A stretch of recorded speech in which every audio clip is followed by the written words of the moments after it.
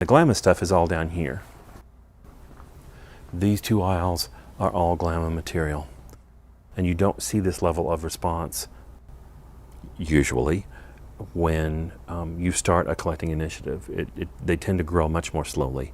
And this is the visual representation of the amazing response on the part of the community, the local community. This is one of the 2 volumes of scrapbooks that came to us from Spirit of Hope.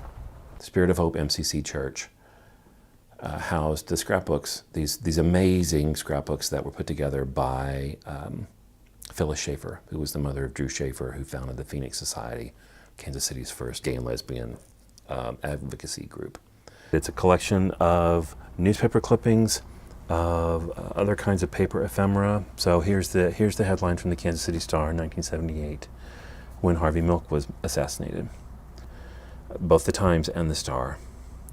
A lot of stuff from around the church. So when there were commitment ceremonies at the church, she taped those in here. Just a wide range of stuff. She was a thrifty gal and reutilized these wallpaper sample books.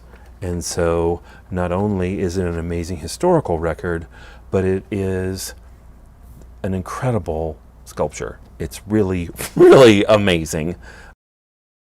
This banner, that was the banner that was in front of the Kansas City contingent that marched in the 1993 March on Washington. A woman from Iowa, Artie Veet, brought it to us. She was a photographer back in the day, and she attended a lot of political events. Then she had this thing that was rolled up, and I thought, well, I don't know what that is. And we unrolled it, and literally I about wet myself because I didn't know anyone had this. And the fact that it's autographed by scores of individuals who were at the march or who were supporters of the folks who were at the march was incredible to me. I had no idea this thing existed. A collection that relates to both of these objects, actually, is this collection. This comes to us from Bill Todd and Art Bratt. They were both activists back in the late 80s, early 90s. They spearheaded the resurgence of pride festivals. Mr. Bratt, who was hilarious, by the way, was a scrapbooker, like Mrs. Schaefer. And when I went to visit him, he said, I think I've got something for you. Let me take you upstairs. And so he showed me his workspace, and there was a bookshelf full of about 35 2-inch notebooks, full of this kind of stuff. Exactly what Mrs. Schaefer had done. Scrapbooks of newspaper articles, media coverage, in large part early on the AIDS crisis.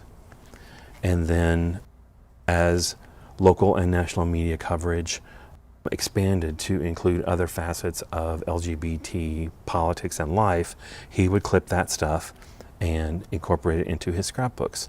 What's amazing is Mrs. Schaefer's scrapbooks start in the mid-60s and go up to the mid-80s. Mr. Bratt's scrapbooks start in 85. And he died in 2016. And so we have this incredible 50-year record of print media coverage of LGBT issues from these 2 incredible individuals. That's why I always come back to every piece, no matter how small, contributes to the overall story.